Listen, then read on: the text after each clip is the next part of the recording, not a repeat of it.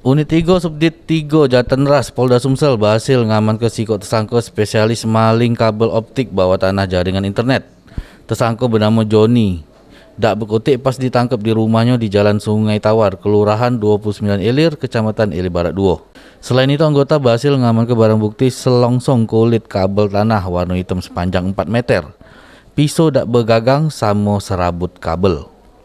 Kasubdit 3 Jatanras Polda Sumsel, Kompol Christopher Panjaitan ngatoke, kalau tersangka ini sudah pernah terbuang jero kasus yang sama di penjara setahun. Karena sudah pernah ngelaku ke kasus yang sama, jadi tersangka dikato ke spesialis. Tersangka juga sudah tahu teknik ngambil isi kabel tersebut. Untuk tersangka sendiri sudah pernah terbuang dengan kasus yang sama.